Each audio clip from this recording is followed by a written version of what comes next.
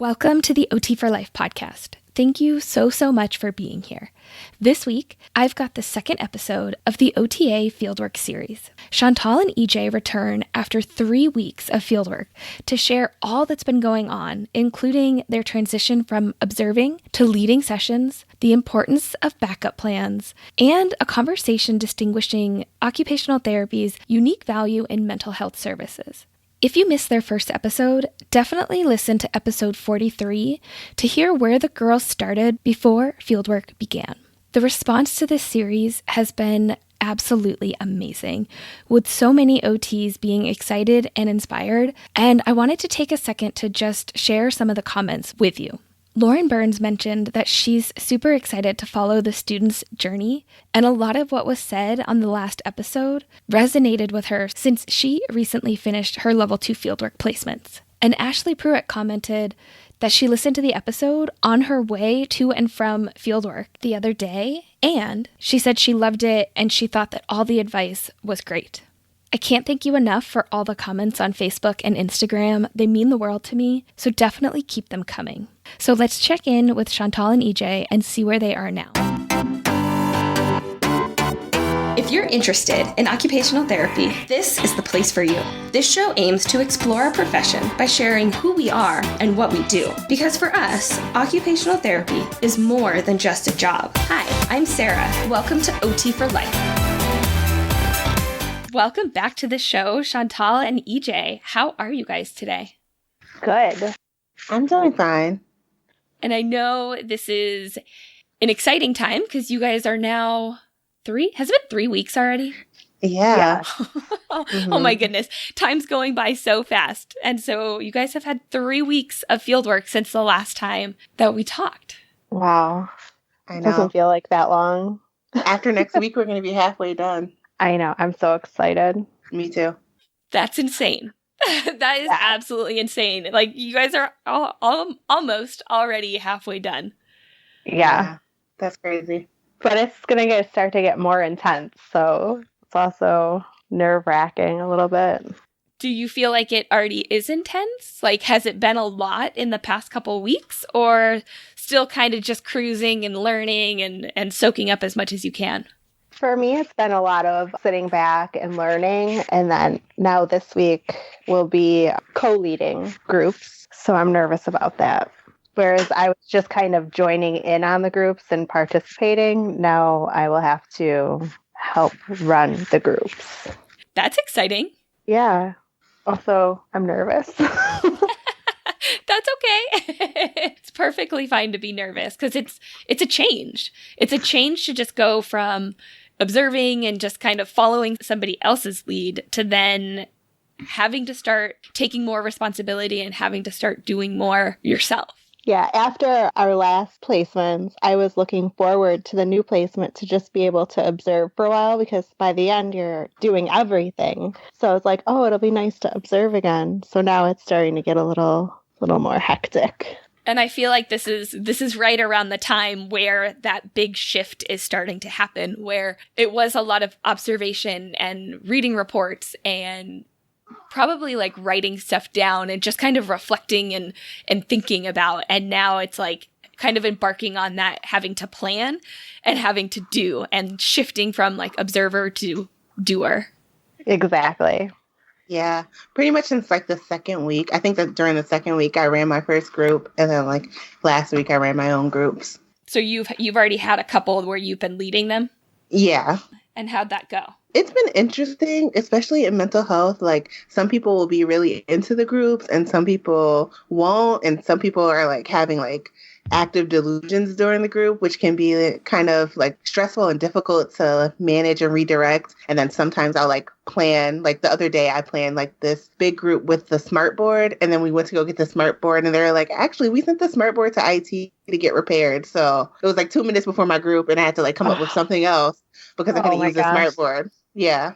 So a lot of thinking on your feet and a lot of like, because when I'm in inpatient, because I've been floating around between inpatient, like one day I'll be on the guys unit, one day I'll be on the ladies unit, and then 3 days I go to two different outpatient residential. So one of the residences is like it's like on the same campus as the hospital, and it's more like a step down from the hospital, but it's not quite as independent as the other residence that I go to. So like, I think floating around kind of makes it go by faster because it's definitely something new every day. But an inpatient, like they have groups all day from like maybe 9 or 10 to 3 o'clock. Besides, it's like a hour lunch break in between, but they are in groups like all day. And OTs run groups, the nurses run groups, social workers, psychologists, like almost every discipline runs groups. So it's like kind of hard to like distinguish. Like I had to have a conversation with my fieldwork educator about like what's distinguishing OT from all the other disciplines that are running groups, because they all seem pretty similar. And then also because they're having so many groups every day, it's kind of hard to come up with new things to make sure that they aren't all doing the same things. Because sometimes it can seem kind of like repetitive, like they're all doing some type of craft or all like talking about the same things. And it's kind of hard to come up with new and interesting things for them to do every day since they do have groups all day, every day. Okay, there's two things that I want to jump back in that you just mentioned, because I feel like these are two really important concepts, especially for fieldwork students that are getting exposed to lots of different practice areas and lots of different things that they may or may not have seen before. And so let's stick with distinguishing the uniqueness of occupational therapy compared to the other groups and the other professions that are also kind of running those groups. And so I know you said that you mentioned that you had a conversation with your fieldwork educator. What were some of the feedback or what were some of the takeaways that you have learned to kind of keep in mind to make sure that you are promoting the uniqueness of occupational therapy compared to the other disciplines that are also running groups? Well, she said like during the group, she's always looking at function. So even if it may seem like they're just doing a craft, like she's paying attention to like how well they're attending, like what their cognition levels, their ability to like problem solve, and a lot of like cognitive things like that. So like I've been doing like, she said she's always assessing like when she sees people participating in group, whether, you know, if they are participating, if they're not, if they are, like how well are they able to follow instructions. So I've been, you know, really observing all the group members as they participate to like really see their level and see like on the outside, it may seem like they're just doing a craft, but comparing to their performance to how it was the day before, or, you know, just seeing like, well, they're really engaged in this. Like, it doesn't seem like their delusions are affecting them. Like, you just look at it from a different lens. Completely. And I literally was thinking the exact same thing that you said. Like, from the outside, it looks like everybody's doing kind of the same thing if they're doing a craft or like some sort of activity like that. But then the underlying issues of what makes it related to occupational therapy is the functional piece. And all of these kind of underlying skills that you as the therapist and you as the student are looking at, you're addressing, you're modifying, you're changing, you are adapting, all of these kinds of things. So I think that is exactly where I was thinking when I asked the question. So yeah. And I wanted to jump back because you were talking about the incident with the smartboard and having something set up and then basically not being able to utilize the materials that you needed. I'd love to just hear a little bit more about what went on as that was happening and as you realized, like, okay, I had this plan and I can't do it. What am I going to do now? And if you've had any reflections since then. Well, like all of the different units, like in the OT area, they'll have like different activities or, you know, supplies and resources that you can use to like run your groups. So like one thing the fieldwork educator had mentioned to me like before is like become familiar with like all the things we have because you may need to use them like at some point. So I had seen one little, because it was a living skills group, and a previous student had made like this binder of like example of a grocery store layout that had like dairy, like all the different grocery sections in the aisles. And then she printed out like little pictures and laminated them of different objects or like different grocery items that you would find in the store. And then we played like this game, like find it on the map, where would it be located? So I just used that to run the activity so they could become familiar with like a grocery store layout and, you know, where to find different items. And then before we started the group, I did like a brainstorming, like, can you guys think of all the grocery stores in the area or like past grocery stores that have closed? So they were really interested in that. And we just did that. But basically my point is like just being familiar with the resources that you have so that like if you can't use your original plan, you know that there is some backup that you can run to. Like I had never done that grocery activity with them before. So it was like, it was new to me, but at least I had already seen it because I went through the supplies and I knew it was there. I think that is such great advice right there, because I think so often it's easy to just say, okay, here's my plan. This is what I'm going to do. And I'd say more often than not, the plan doesn't work out exactly how you want it, whether it's material based, whether the client doesn't want to do it that day. And I think it's so important that you said just become familiar with other things that you could have at your disposal, because you will never know when and if you will have to use it. I think that's just really solid advice, especially for students that are within their first couple weeks, like taking the time to look at the resources and explore the materials and explore everything that your facility has. So if you ever need kind of that like ace in your back pocket, that backup plan, you at least have some area that you can go to and say, okay, I know that I saw this. Okay, what can I do with it? Because it sounds like for you, EJ, like you only had a couple minutes to really like formulate what you were going to do there. Yeah, like literally like 2 minutes. Yeah. Chantal, have you had any experiences like that where you really had to think quickly and try to come up with something that maybe you hadn't been planning on? Not so much here because I haven't run groups yet, like I had said, but my fieldwork educator has had to come up with different things because the group wasn't going as planned. But I haven't personally yet run into it here at this one. At my other placement, definitely. Okay. Did your fieldwork educator talk you through like her kind of clinical reasoning as she was trying to figure this out? Or did you guys talk about it afterwards? We talked about it afterwards because as any area of occupational therapy, things don't go as planned. So she just explained that we just had to do something different because no one was paying attention. And I had already noticed that, obviously, because I was in the group. But everyone seems to do well when they're just like transitioning to something else if it's not working out. So, I mean, I guess I just have watched all of them do it and know that it is happening all day, every day, that they have to think of different things to do. So you were able to kind of identify and realize like, okay, this isn't going exactly maybe as smoothly or maybe how I was expecting it to go. Were you already trying to come up with other things, maybe just in your head, even though you weren't leading the session of, okay, maybe I would go try this activity next, or I'd switch it up here? Yeah. So yesterday, an example, we were doing an adolescent group, and those tend to, I mean, they all tend to not go the way you plan them. But after the session and we were talking about it, she's like, what do you think about this group? And I gave her my input as on the weekends, maybe not have such a structured group for the adolescents because it is the weekend. And, there's less of them because of visitors and everything. So maybe just like have less of a structured topic to maybe keep their interests a little bit longer. Okay.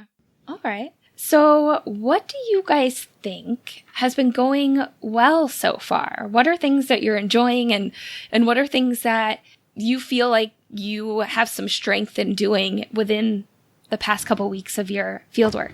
I think like pretty much the biggest skill or what I've been using a lot is like therapeutic use of self has really come into play in this setting because you really have to connect with the patients. And I feel like what we learned in that class, we also did a lot of groups in therapeutic use of self. And it's really helped me connect with the patients, especially some of there's been one patient in particular, and he has a history of being aggressive. And a lot of staff are like really cautious around him because he's been so aggressive. But like I saw him in the hallway. I was on my way out and I saw him and he's like, hey, what's up? I missed you. And I just took that opportunity to like connect with him and see how he's doing. And he did tell me like, I've been having a lot of code greens, which is like a psychiatric emergency. And I just asked him like, why? Like, what's been going on? And he told me he was like upset because his family didn't come and visit him. And he thought that they were.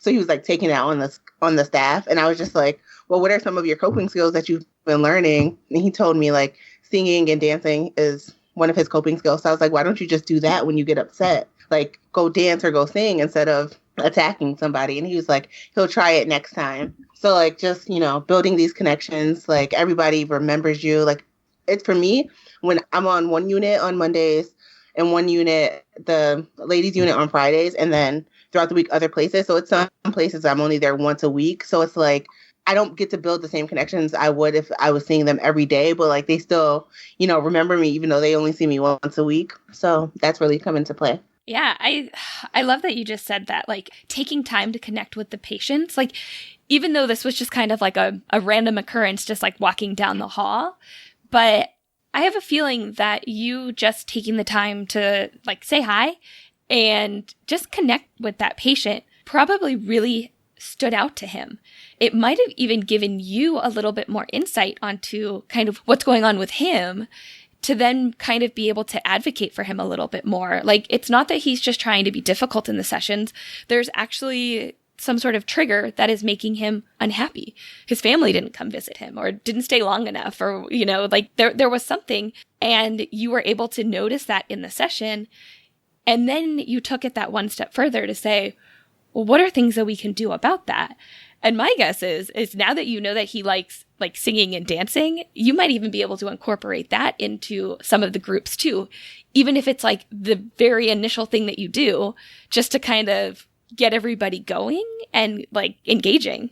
Yeah, like towards the end of the sessions, like if we have enough time, like I try to at least allocate like 10 minutes for everybody to pick a song that they want to listen to, and then we can everybody can listen to their own song at the end to like wind down, and then they like look forward to it because it's like, okay, if I participate at the end of the session, I know I'm going to be able to hear my favorite song. I love it. That's great. Chantal, what do you think's been going well for you?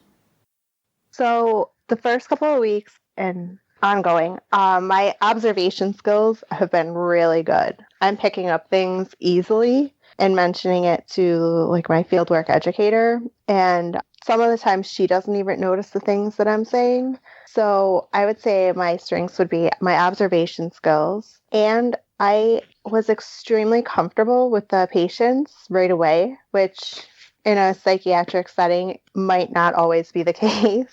My fieldwork educator had said that, there are people who are like deer in headlights. And I was instantly comfortable going on the units. Where I am is a hospital, so there's all different diagnoses. So I don't know. I'm just really comfortable with even some of the harder cases I'm comfortable with. I mean, I still get nervous sometimes, but not very often so far. And I feel like that might be kind of a big change for you, because I think there was a lot of kind of anxiousness and a kind of being unsure going into this placement. And so for you to kind of jump in and feel comfortable right away, I think that's huge. That's great. Yeah, I really like the patients. They're funny, and they're just like everyone else. They're just sick, for now. So I really enjoy talking to them and working with them. Awesome. Well, let's kind of switch gears and let's talk about some things that might have been challenging for you guys. What are things that you've really kind of had to overcome within this placement? I would definitely say two things. One, trying to engage people who don't want to participate or who are like really adamant, like they're so out of touch with reality. And it's like the other day I was doing an activity and one of the patients was like, is this a game? And like, I didn't know like if I should say like, yes, it's a game and maybe she'll want to play, or like say, no, it's not a game. It's just an activity. Cause it was kind of like a combination of a game and an activity. But I was just like, okay, yeah, it is a game. And like, everybody's going to participate. And she's like, well, I'm God and I don't play games. Cause if you play games and you lose, you go to hell. And I'm like, that really caught me off guard. Like, what? Like, how do I respond to this? And I'm just like, oh, okay, well, you don't have to participate. You can just observe and everybody else will participate. And she was cool with that. But it's just like, some people say like the most bizarre things and it's like, you don't know how to respond to it. Or like some of the things they say, you don't know if they're being truthful, like because they're out of touch with reality. Like some stories they are true, but a lot aren't. And it's like, you don't want to entertain it if it's not, but like just learning how to react to some of the patients can be difficult. Yeah. It's almost like learning how to read them. And yeah. I'm sure within the mental health setting, that can vary from day to day. And where some days your interaction and how you interact with them, you might be able to really kind of hone in and get right away. And then you try to do the exact same thing the next day, and you're dealing with somebody who is going through something else, or maybe there's something else that's kind of like popped up. And so that strategy might not work. And so it's really trying to like read them in the moment, figure out what's going on, and then being able to react to get them to engage or participate in the activity that you want them to. Yeah. Ooh, yeah, I can see that as being a challenge. I would say where I am that I also have that same thing. Obviously, we're both in mental health settings. I would say one of the hardest things for me is when you're working with the patients, and they seem like clear and bright, and then like their affect is clear and bright, and then the next day it's not. So I find like it gets a little discouraging because you're rooting for them, to be clear and understandable. And then it's a little disheartening the next day when they're not, and you knew that they were. So I think that's difficult to watch. Do you feel like it's almost like on the day that they are having a good day that you're like, yeah, we're making progress, we're getting somewhere, and then the next day it's like 10 steps backwards? Yes, exactly. I mean, and it could be their medication. It could be a bunch of things, but it's a little disheartening because you want them to be getting better, and clearer. So, and I think too, it's just, I mean, because like everybody, whether you are in the mental health facility or just like you guys and students and other people in this world, we all have good days and bad days. Right. And I think it's important to just mention that imagine you guys having to go take some crazy tests and have to do all sorts of stuff on a day, and you're just not feeling it, right? You didn't sleep well, or maybe something's going on at home or whatever, and it's going to impact your performance. And so, yeah, it's hard, but it's also such a natural part of life. And I think like the big thing for me is what I kind of try to keep in mind, especially when I see a client that maybe was doing something and now they're not, or they're not where I think they could be at the moment, is to really just kind of have daily goals, or even break it down into like momentary goals. And so, yes, your overarching goal might be one thing, but if you can't even get them to that place, what are you going to focus on in that moment? And how are you going to progress them to the next level just based on where they are that day? I think at times we are always just focused on their huge goal, their long-term goal of what we want. But sometimes we're not going to get there, and you just have to focus on they are at this moment right here. Okay, what do I think is feasible for them to get to in the next minute, the next 5 minutes or something like that? Yeah. Is there anything else that's kind of been challenging for you guys? I think, I don't know, like when I first knew I was going to a mental health setting, I think I had a lot of arts and crafts planned and like a lot of different group activities, but then getting there, like an inpatient, it's a really restrictive, like we can't have any scissors, we can't even have pens, nothing with metal. So the supplies that we have to run the groups are kind of limited just for like safety issues. So if it's like arts and crafts that would have involved scissors, like either you have to pre-cut everything or you just can't do it. I had like these tassels for bookmarks, but they had like a metal ring, like securing the thread, so I couldn't use that. I ended up just having to make some tassels out of some yarn because they can have string as long as it's less than 14 inches. So just adapting that, like when I'm in the residential settings, they have a little bit more freedom. We can actually do like cooking groups. Like we have one cooking group in the hospital right now, but we have to use plastic knives. And even then we have to count all the knives. And then when you're done, we have to wrap them up and take them back to the office because we can't throw them out on the unit. So it's like a lot of things that you wouldn't, if you're in a different setting, you wouldn't even think about like, oh, we can use a regular knife and not a plastic knife to cut onions or whatever we're making. Like it's just a change. that I wasn't really expecting. I don't know, like, what I was expecting, but, like, it's just, it's a lot more restrictive than I thought. I agree. Yeah, I think it's things that unless you've worked or had exposure in that setting, you might not even consider it going into it. And it's like, okay, let's plan this activity. How are we going to be able to accomplish it given the restrictions and given the materials that we can bring in? And so, yeah, I can see that really kind of forcing you to use your therapeutic brain to try to adapt and figure out how to accomplish something given what you can and can't do.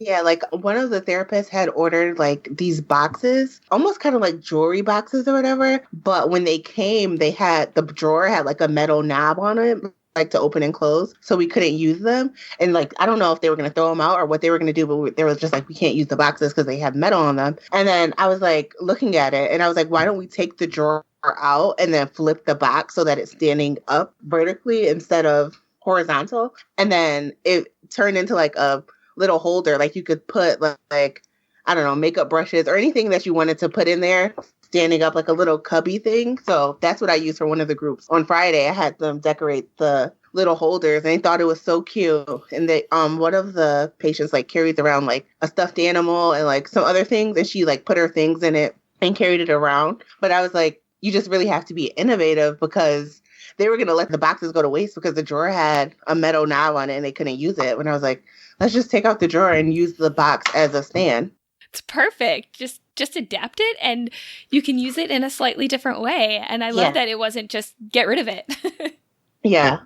So I want to pivot a little bit and have you guys explain a little bit more about what your days and weeks are looking like. I know, EJ, you've mentioned that you've been leading some of them, and Chantal, next week you're going to be moving into kind of co-leading and co-treating. Mm-hmm. But roughly how many patients are you guys working with in a day? How long are your sessions? And how much time do you have to be treatment planning, writing documentation, and kind of doing other things outside of working with the patients? It kind of varies. Like usually I start my day at 8:00 and the first group, depending on the day, like on Mondays, there's a little goals group, they call it, which that's at 9:00, but it's only like 20 minutes. And then the next group after that'll be like 10:40, or at least the group that I have to run. And then the groups are usually like 50 to 60 minutes. So the 10:40 group will be done around like 11:40. And then usually we have lunch for an hour and then start the other groups back up at 1. And then from 1 to 2 and 2 to 3 are the last groups. So there's a little bit of time in between there to plan. But then when I'm at the other 2 residences, it can vary. Like so far I've been at the one of the residences on Wednesdays, but I'm going to switch next week and be there Tuesdays and Thursdays. So Wednesdays was a cooking group and I'd still get there at like 8. And by 9, we'd start the cooking group. But then we have to go to the grocery store, get all the ingredients. And before that, we have to sit and plan with them, like, what are we going to make? Look up a recipe, write out the ingredient list, then go shopping and then come back and prepare the meal. So that usually takes from like 9 to 12. And then we'll do lunch from like 12 to 1 and then come back and have 1 or 2 groups after that. But then when I'm at the other residence, it's kind of like, to me, almost like a group home kind of setting. So there, like the residents are like free to come and go and do their own things. Some people go to work or they'll just be out in the community because they have their own independence. So it's less structured. Like they don't have set times for group, but there is one resident there that I try to do a cooking group with. So last week we did go shopping and then we prepared the meal, but it's like, I forget how many people live there. I think 12 beds. So we have to cook for like 12 people plus the staff. So it did take a while. So I think we left around 9 to go to the store, and then we spent the 2 hours cooking. Okay. And your other groups, roughly how many people are in them? It varies because some days there'll be a larger group, but I say around 10. But then also there's like they encourage the patients to go to the group that they're assigned to, but sometimes people don't want to come, so they'll go to another group, or sometimes people don't want to go to their assigned group and they'll like pour into our group. Mm-hmm. So anywhere from like 6 to 10.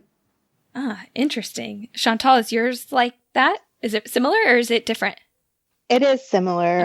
Okay. My day starts at 8 o'clock. Typically groups, there could be like a morning movement group that we have to do at like 8:30, and that could be on unit. But usually we start at 9. Like we get everything ready for our groups from 8 to 9. And then we can have anywhere from 2 to like maybe 15, depending how many people are on the unit, because it changes every day and multiple times a day. So it's not mandatory that the patients come to occupational therapy, but we do ask everyone if they want to come. The adolescent unit, it is mandatory. They do have to go. So that's probably always our biggest group. But our groups are done by one because rec therapy is in the same space and they use it after we're done. So all groups on our floor are done by one. And roughly how long do the groups go for? They are about 45 minutes long. So some similarities, but some differences as well. And for you guys as a student, how much downtime are you guys getting? How much prep time? How much outside time are you getting when you're not just working with the clients? We go on unit a couple of times after 1 o'clock. There are still like some on unit groups. So I would say, obviously the afternoon we have less going on, but then we're doing notes and planning for the next day or for the week. It sounds like you're getting a couple hours, at least at the end of the day, to set up and prep for the next day. And then you mentioned that around 8 a.m. you're kind of prepping and getting ready for that. Yeah, that I would say about maybe 2 hours. Okay. Yeah, I'd say probably about that. I do most of my prep like in the morning time, like before our 10 o'clock group start. I don't do too much prep like in between because I'm just trying to like get myself prepared for the next, like mentally prepared for the next group. So like I try to have everything like what I'm going to do already planned out so that I don't have to plan in between groups. EJ, do your patients, they just come to group or do you have to gather them? They just come. They have like their own schedule. So everybody has to be in group.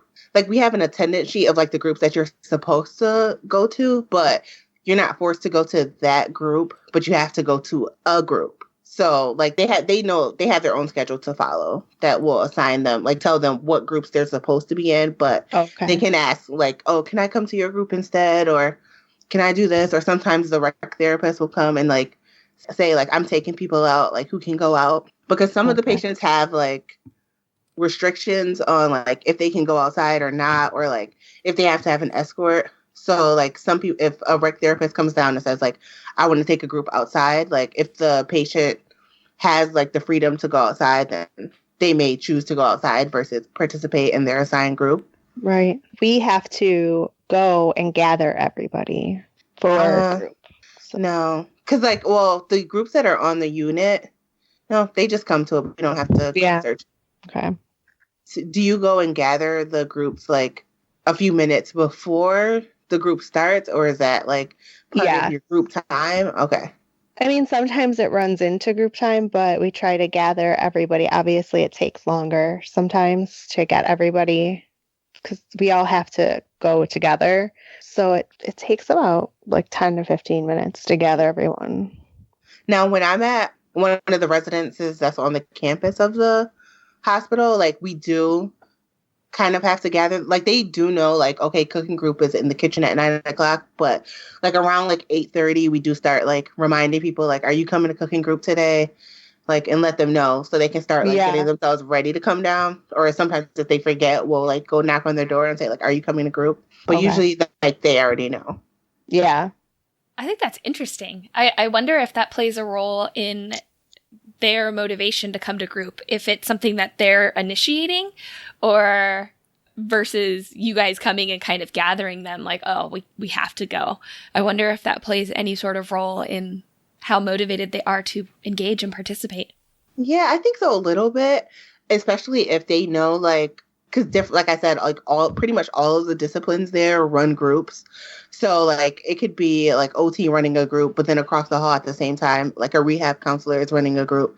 So sometimes the patients want to come to the group just because they like the person that's facilitating it. So I think that can make them more willing to participate if they know, like, oh, okay, 10 o'clock, EJ is going to run this group and I like her, or 10 o'clock, EJ is running this group and I don't like her, so I'm not coming to her group.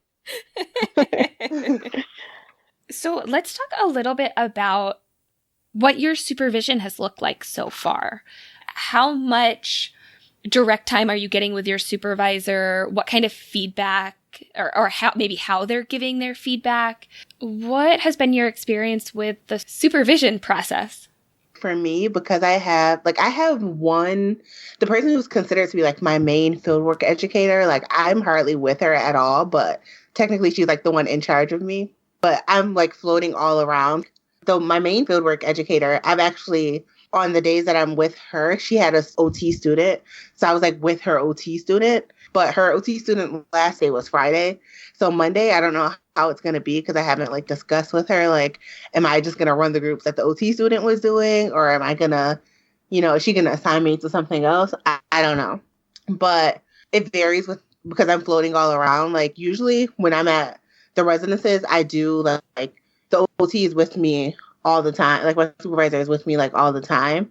But when I'm on inpatient on Fridays, I'm on the ladies unit, and the OT there, like pretty much like she'll check in on me and make sure everything's going good, or she'll like come in like to the beginning of the group, and then once everything's like, going smoothly, she'll step out and go to her office and like finish up assessments or whatever. So like when I'm with her, I feel more independent because she like lets me do my own thing. Like we always run the cooking group together, but for my other two groups in the afternoon, it's like she'll peek in and make sure everything is going good. And like, if I feel comfortable with her leaving, she'll leave. And I feel like that's a little better for me because I feel like it's, I don't know, like less pressure. You're not under a microscope. Yeah, not under a microscope. And sometimes I feel like the patients can be influenced by other people being in the room too, like the way they're going to act. Mm-hmm. Yeah, interesting. Yeah. But it's when I was at my previous field work, for the most part, because it was home care, for the most part, like, my supervisor was always there, like always in the same room as me and always, not up under me, but we were always in the same space because there was like no other option. So now I have like a little bit more freedom on certain days to like kind of do my own thing and not be like having them, stand over me. Yeah. Chantal? Mine is kind of the exact opposite. My previous placement, I was running the groups and like the OT would go do other things. So I was in charge. Here, I am always with my fieldwork educator. I don't think I won't be without her at all. As our groups run, there are typically 2 at least OT staff in the group at all times. So that can consist of the OT and an OTA, or sometimes it's OTAs, but there's always more than one. Probably because we're transferring patients from units, and also that's just how they have it set up. So I think I'll always be under the supervision of an OT or an OTA. And are you guys finding that you have enough time to chat with your supervisor and talk about like prep for sessions and then also debrief about sessions and groups? What is that kind of looking like? After our groups, after we are done dropping the patients back off, we talk in between, like getting ready for the next group. And then also when we're doing our documentation in the office, we have time to chat about the group and how did you think so-and-so was? How did you think the group ran? And things like that. I can ask questions at any time, so that's nice. I don't ask when we're in group, though, obviously. Mm-hmm. But it sounds like, at least, Chantal, you feel like there's enough time to talk about things with your supervisor. Because I feel like it's common with other students that like the day goes by and all of a sudden a week goes by and it's like, oh my gosh, I had a question about this and I didn't have time to ask. So at least right now you're getting your questions asked. You feel like you're debriefing and everything's sufficient. Yes, very much so. Okay.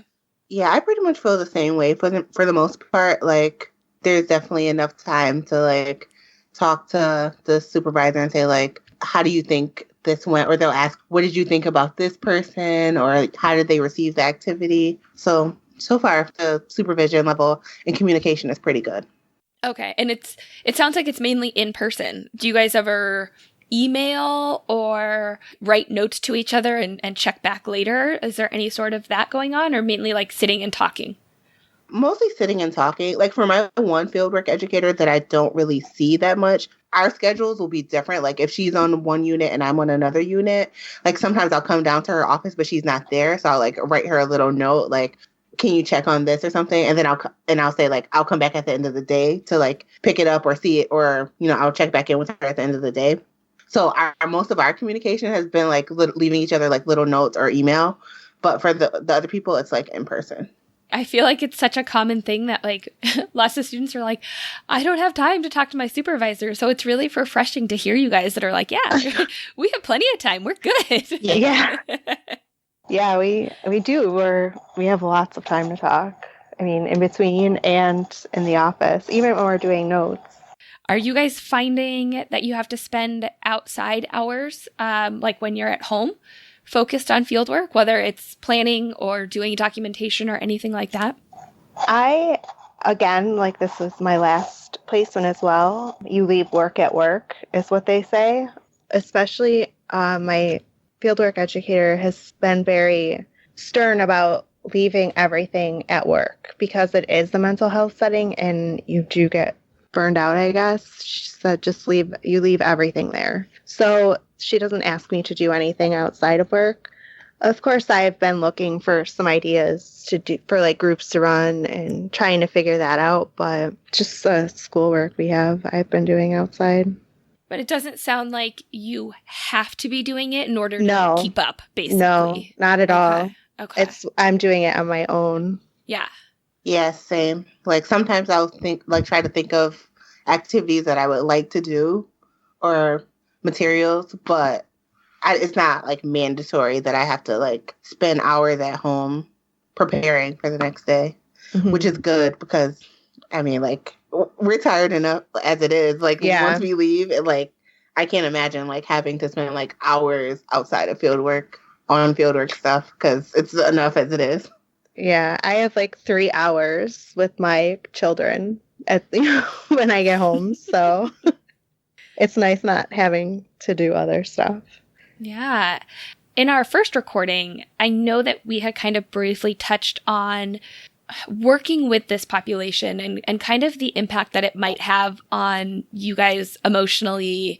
And I'm just kind of curious, like, have there been any moments where you've kind of had to take a step back or you've had to kind of process through it? And if so, what are maybe some of the techniques that you've used to help you get through some of these difficult things that you're getting exposed to? I do remember a conversation that I think it was you, EJ, myself, and another one of our friends. I had asked, are you guys emotionally drained by the end of the day? And I think that we all were. I feel like a lot of the things that the people that we are with are going through are some very difficult things. I mean, I'm human, so it does bother me, like reading some of the stuff and trying to understand. And I have gotten emotional a couple of times in group. I just kind of try to like think of something else when people are sharing some pretty, I don't know, proper word, like some just pretty stories that kind of tug on the heartstrings. Yeah, and some of them are pretty traumatic, as you can probably imagine. So I try not to let them see me getting upset, but obviously some things do upset me. How do you process that? Maybe not like during the group, but how do you process that afterwards? Or maybe a tip that you might have for somebody to help them be able to process something difficult that they get exposed to within fieldwork? So what I try to think of is we can't carry all of these things with us. We can try to help as much as we can the patient, and obviously keeping things in the back of your mind so you don't say anything to offend them. I try to always think about things like that so I don't say something offensive, but you have to kind of think about it, give it a little of time to think about it, and then you have to kind of let it go. because you can't take it with you. I think that's great advice, because it's not something that you just can't, like, not even think about, right? Because it is emotional. It does impact you and it impacts people, but it's also something that you can't just sit and dwell on, because it's just going to continue to either drag you down, or, you know, you kind of need to like work through it and process it. So I like that. Take some time, reflect, and then move forward and continue on. Right. I mean, you can even think about too, is there something that maybe you can do to help your patient and client through, you know, obviously not solve their problems, but to make it a little bit easier, and knowing their situation can be beneficial for that. Yeah. I think when I was a student, I had this mentality that I could just go out and change the world. And it took some time for me to realize, like, and you said it, like, you can't change everything. No. So picking one thing or picking a handful of things that you know that you can have an impact on, and going with that, I think that's just a wonderful consideration for other students or people that might be in this situation. Yeah. I kind of can resonate with Chantal and some of that, like, especially like some of the patients that are having like active delusions and hallucinations. Like, some of the voices can be like a really tormenting, and like just seeing their response to, you know, dealing with that. Like, even though they're in group and they're trying to participate, it's like sometimes they can't because voices are in their head telling them like some really bad things. And it does get emotional sometimes, especially like when the voices are like tormenting them and it's like nothing you can do. And you can see like the patient is like really troubled by that.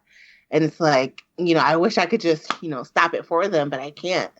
Yeah. And then I think another emotional aspect is like just knowing some of the patient's histories. I mean, when I first went to one of the residential sites, the supervisor there was like, I'm going to let you read all of their charts and stuff. But like, before you read the charts, I want you to like meet everyone and like kind of form your own opinion on them before you read the charts.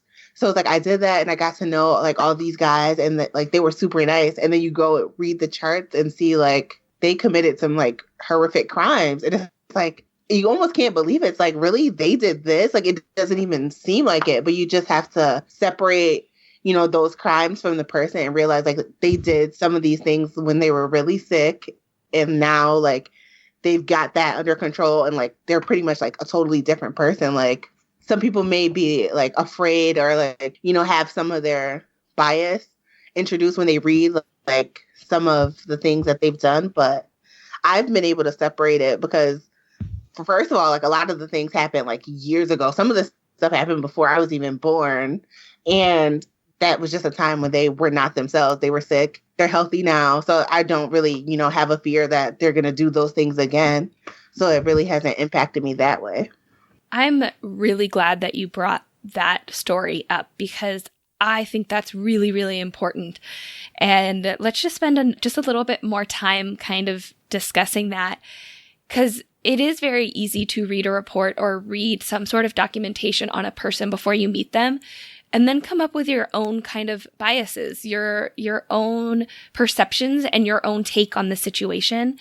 And I like that your supervisor was like, hey, you're going to go meet these people and then go read up on them. And I know for me, that's something that I try to do with my students as well, is let's go in, even if it's somebody that I don't even know yet. Like, we're just going to go in. We're not going to read about their history. We're going to go in. We're going to get a really good baseline of where they are. Then we'll go back and read their paperwork and kind of see if there's anything else that might fill in the gaps. But it allows you to kind of form your own perception on that person and really kind of meet them where they are, rather than taking somebody else's word or maybe some information that's from years ago that might not necessarily be as valid as it is today. And so I think I really like that you kind of went about it that way. Because otherwise, if you would have read about them first, you probably would have gone in maybe a little more hesitant, maybe standoffish, like whatever. It definitely would have impacted how you met them and how you started to kind of develop rapport with them. Yeah, for sure. All right. Let's jump into what kind of changes and what kind of things are going to be happening in the next couple weeks. Are you going to be leading more sessions? Are you going to be having more clients? Like, what are kind of the new responsibilities that you guys will be facing? For me, I'm not too sure yet, but I know because my schedule is going to be changing a little bit because one of the supervisors I was with, he's retiring in April. So he has to use up like all of his PTO. So he's only going to be working a couple times a week and he has to train his replacement. So we switched up like some of the days. Like I'll only be with him once a week instead of 2 times a week. And then the one place that I was at once a week, I'll be there 2 times a week. And so because I'll be at one of the residences on a different days, like the schedule is a little bit different. So I'll be able to do like, they have a community reintegration team that comes in on Tuesdays. So we'll be able to do like more outings in the community. So my schedule will be changing up that way. As far as the groups, at least on inpatient, I don't know if I'll be having more groups to run because I'm already pretty much running at least 2 groups a day when I'm there. I don't know. Hopefully I don't have to run all the groups because that would be a bit much. But I don't know, like as far as more responsibilities, I'm going to conference next week. I added some of the things to my schedule, like different classes and presentations that are like relating to mental health. So hopefully when I come back, I can like present that to them and then maybe start like incorporating some of the things that I learned. Like I know they have been trying to like incorporate technology and apps into treatment. And there was a course that I saw in the schedule about apps for mental health consumers. So I'm really hoping I can go to that course and, you know, find some information that I can apply to the setting that I'm at. Because I do want to change it up a little bit because some of the groups do seem kind of repetitive and mundane. So I know they do like a lot of technology. So I really want to be able to come back and apply what I've learned and come up with some more like engaging and high tech kind of activities for them. I love it. That sounds awesome. And I think conference is the perfect place for that. I'm sure you will get a lot of good information, good resources, good ideas, and come back with a whole new set of inspiration and motivation to use and to help your clients. Yeah, hopefully. So for me, I think that I will obviously be getting involved more in leading the groups this week and then probably leading the whole group eventually. Right now, my fieldwork educator has 2 units. She's covering for somebody else. So she has a lot going on. So I have to just pick one group. I also have to come up with a group to leave with them that they can run in the future. So I'll probably start working on that. I have an idea of what I want to come up with. So hopefully it works out and I can come up with a group for everyone. Okay. So really kind of starting to work on, would you call it a project or what? Yeah, Okay. I would say so, yes. Okay. So really kind of having to start working on and focus more time and energy into developing this project. It sounds great. And I've loved just hearing an update about what you guys are doing and everything that you've been exposed to so far. If you guys had to think of maybe like 1 or 2 things that you would say to a student that's about to start their level 2 fieldwork, and this could be specific to mental health or just in general, what do you think would be like one piece of advice or 1 or 2 pieces of advice that you would have liked to have heard going into the fieldwork? Take a deep breath. Relax. Okay. It's not as nerve-wracking as you think it's going to be. And probably just be yourself. Don't try too hard. Kind of go in and be yourself. Take everything in. See how everyone's relationships work. And then figure out how you're going to be part of the team. Yeah, that's awesome. Great advice. Thanks. I would say, like, take it 1 week or 1 day at a time. Like, I can't believe we're at the end of our 3rd week, but I also think it's going so fast because we're, like, breaking it down by, like, okay, week 1 done, week 2. Like, you really have to take it 1 week at a time. And if you do that, it'll feel like it's not as overwhelming, like, oh, I'm going to be here for 8 weeks. What do I do? Because day by day, you complete those weeks. it'll just start chipping away at your field work, and it'll be like, it's easier to manage when you just think of it like 1 week at a time. You made it through this week, then you're going to make it through the next week. Now we made it through 3 weeks so far. The next week is going to be our 4th, and we're halfway done. So I definitely say break it down by weeks or days if you need to. Yeah, that's such an OT thing to say right there. Yeah. Activity analysis day, week analysis. Well, great advice, guys. This has been so, it's so fascinating, so interesting for me to hear how things are similar for you guys, how things are different, and also just to hear, because this is a practice area that I'm not as experienced in. So I'm learning with you guys, kind of going through this process. And so I really appreciate you guys taking the time to come on and chat about this again. And the next time we talk, you guys are going to be more than halfway done. Wow. I'm excited. Me too. It's crazy. It's so crazy. And that's one of the things that I love about doing these series is because so much happens. You guys probably don't even notice it yet, but so much has happened just in the last, 3 weeks. And even though I'm not seeing what you guys are doing, just hearing the differences in how you guys are talking now compared to how you were talking, it's amazing. Yeah, I don't know the difference yet, so I'll take your word for it. Hey, before you go, I just wanted to say thanks for listening to today's episode.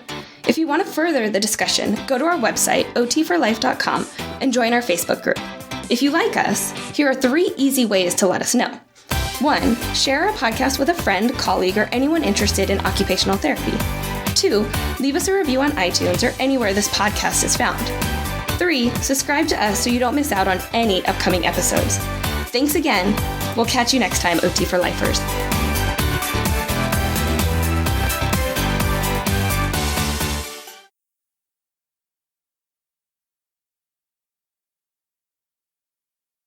I don't know if you knew that. Yeah, so I'm going to try to okay. So hopefully we can meet up. First of all, I'm envious that you guys are going, and I'm not. Oh, man. Supervision. What's the word I'm looking for? Oh, gosh, I can't think of it now. Never mind. Promoting I can't talk. Did your fieldwork supervisor or fieldwork educator? Hold on. Hello. Oh. Hello. Are you there?